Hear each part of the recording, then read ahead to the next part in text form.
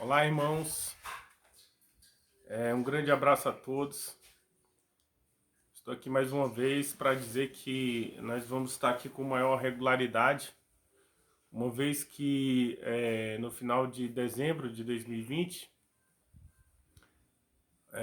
havia uma indicação, né, de vacinas e de melhora do estado social devido à pandemia.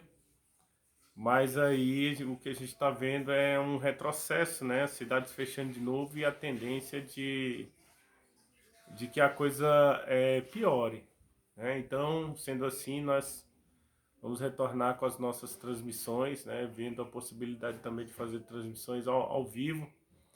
Vamos ter que mudar algumas coisas, né?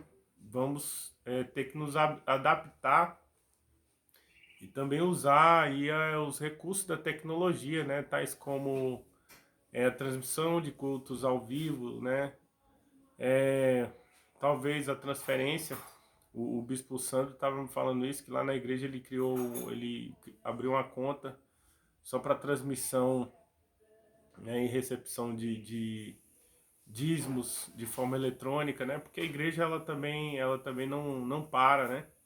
Então, assim, as pessoas não param de chegar e de pedir ajuda para a igreja quanto à questão da obra social, de cestas e tudo mais. A gente não fica dando relatório porque, né, o que a gente dá com a mão, a gente não tem que ficar expondo ninguém com a outra, entendeu? Mas na medida do possível nós vamos estar retornando, não só para tirar dúvidas, mas também para trazer palavras de edificação, porque em meio à pandemia nós temos visto que muitas pessoas elas têm se desanimado, entendeu? Mas eu quero trazer uma palavra que está aqui em Hebreus capítulo 6, verso 9, que diz assim: quanto a vós, outros, todavia, ó amados, estamos persuadidos das coisas que são melhores e pertencentes à salvação, ainda que falamos dessa maneira. Porque Deus não é injusto para ficar esquecido do vosso trabalho e do amor que evidenciaste para com o seu nome, pois servistes e ainda servis aos santos. Desejamos, porém, continue cada um de vós mostrando até o fim a mesma diligência, para a plena certeza da esperança, para que não vos torneis indolentes, mas imitadores daqueles que pela fé e pela longanimidade herdam as promessas, né? Essa palavra foi uma palavra do autor aqui para um grupo específico, né? Alguns vão falar que foi Apolo que escreveu esse livro. Outros vão falar que foi Paulo, né? Um fala que foi Apolo, outros que foi Paulo. Mas o interessante é que se nós voltarmos um pouco atrás, no capítulo 5, verso 11 de Hebreus, nós vemos que Paulo ele está dando uma dura exortação, né? Eu acredito que foi Paulo que escreveu, embora haja uma variação linguística de um uso mais rebuscado do grego aqui. E nós podemos ver que Paulo era um plantador de igreja. E ele está dando uma palavra dura de exortação ali no público-alvo dele. E ele diz o seguinte: a esse respeito, temos muitas coisas que dizer, mas difícil de explicar. E eu não vou falar para vocês porque ao tempo em que vocês deviam ser mestres, necessitais novamente de estar bebendo o leite, né? É por isso que ele vai dizer aqui, ó, que, pois com efeito, quando deveis ser mestres atendendo ao tempo decorrido, tendes novamente necessidade de que alguém vos ensine de novo quais os princípios elementares dos oráculos de Deus. Assim vos tornastes como necessidade de leite, não de alimento, né? E Paulo vai falar, ora, todo aquele que se alimenta de leite, né, ele é criança, ele não pode comer alimento sólido, mas porque alimento sólido é para adultos, né? E aí, no capítulo 6 é um texto corrido, ele vai falar assim, ó, deixando de lado as coisas elementares da doutrina de Cristo, deixemos nos levar para o que é perfeito. O que ele quer dizer? Que nós temos que buscar crescer, né? E como eu sempre digo, crescer não depende de quantos anos você vive, mas de uma decisão de você deixar de lado as coisas de criança, deixar de lado, né, a base elementar do evangelho. Ele fala aqui, ó, deixando de lado aquilo que vocês já aprenderam, né, que já era para vocês saberem. Ele fala aqui, ó, deixemos nos levar para o que é perfeito, não lançando de novo a base do arrependimento de obras mortas e da fé em Deus. O ensino de batismo, da imposição de mãos, da ressurreição de mortos, ou seja, esses são ensinos para novos convertidos ali do discipulado inicial, né, sobre batismo, imposição de mão, ressurreição de mortos, juízo eterno, né? E aí ele cita um exemplo, ó, tome cuidado com a sua fé. Porque aqueles que uma vez provaram, né, das coisas celestiais, das coisas eternas, e eles retrocedem, é impossível que eles sejam renovados para arrependimento, visto que com as suas obras e coração duro, estão novamente crucificando a Jesus Cristo. Ele fala aí no verso 4 do capítulo 6, depois você dá uma lida aí do 4 ao 7. Ele cita um exemplo da natureza, porque assim como a terra que absorve a chuva, que frequentemente cai sobre ela e produz erva útil, para aqueles a quem é também cultivada, recebe bênção da parte de Deus. O que ele está falando? Que quando a chuva cai, ela tem um propósito, né, de nutrir as plantas e fazer com que elas cresçam e gerem frutos. E ele está falando, ó, se você participa da graça, você recebe poder, isso tem uma finalidade. É que você cresça, é que você aprenda a compartilhar, você sonhe em discipular, deixar de ser menino. Entendeu? Cuidar de outras vidas, não ficar sempre anos preso no mesmo pecado. Porque ele fala assim, ó, se a erva ela recebe essa chuva e ela não produz fruto, o final dela é ser queimada.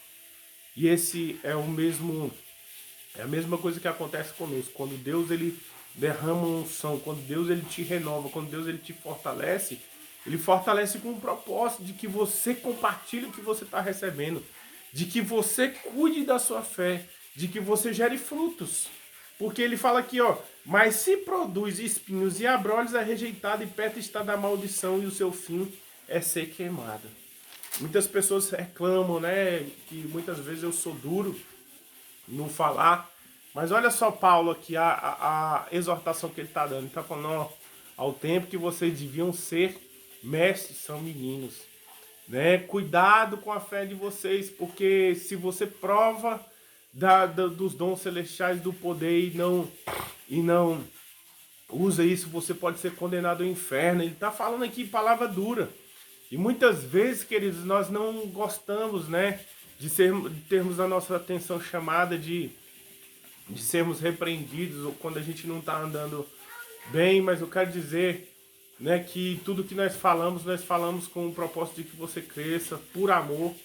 E eu peço perdão aí para a igreja, né, pelos meus excessos. Mas eu quero dizer para você que eu quero que você entre no céu, que você continue participando dessa graça. Porque olha só o que Paulo fala aqui, ó. Quanto a vós outros, todavia, ó amados, estamos persuadidos das coisas que são melhores e pertencentes à salvação, ainda que falamos dessa maneira. Tá falando assim, ó, desculpa aí pelas minhas palavras, eu sei que eu tô sendo duro, né, mas o meu objetivo é que vocês permaneçam. E ele fala assim, ó, lembre-se daquilo que você já viveu lá atrás, dos milagres, da obra que você fez, porque aquele que começou a boa obra, ele é fiel, Deus tem visto a obra. Eu digo a mesma coisa para vocês, Deus tem visto o que vocês fizeram até aqui. Eu sou grato, né, por aqueles que estão discipulando, aqueles que estão participando de uma célula. Que Deus derrame bênção sem medida sobre a sua vida. Olha o que Paulo diz aqui, ó, porque Deus não é injusto para ficar esquecido do seu trabalho, do vosso trabalho, do amor que evidenciaste para com o seu nome, pois serviste e ainda servis aos santos. Então Deus não se esqueceu da semente que você tem plantado, do trabalho que você tem feito, né? Deus tem visto.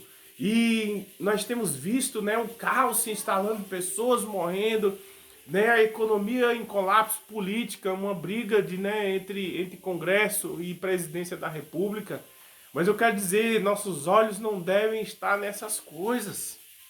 né? Nós temos que nos fortalecer, nós temos que redobrar a nossa força, porque um dia você serviu lá atrás e você ainda está servindo, e é necessário que você continue com essa fé, nessa força, porque ele fala assim, ó, desejamos, porém, continue cada um mostrando até o fim a mesma diligência para a plena certeza da esperança, para que não vos torneis indolentes, mas imitadores daqueles que pela fé e longanimidade herdam as promessas. Ó, tá falando aqui, ó, continua, persevera, tem um propósito de crescer na presença do Senhor, não menospreze, né, o perdão, a graça de Deus a cada dia recebida, para que você não ande numa vida de pecado. Não, porque fazendo isso você vai estar crucificando novamente a Jesus Cristo, e aqueles que novamente crucificam a Cristo, para eles não resta mais perdão, nem sacrifício e nem salvação. Paulo está falando aqui, ó, desculpe pelas minhas palavras, né, mas lembra do trabalho que vocês fizeram, continue, parabéns, né, para que vocês não sejam como aqueles que se tornam indolentes, aqueles que se tornam imitadores daqueles que pela fé, né, começaram e terminaram. Sejam perseverantes. Essa é a palavra que eu tenho aqui para dizer para vocês, né, que às vezes nós nos estagnamos na fé, nos acomodamos, mas eu quero dizer que não é momento de nos acomodarmos.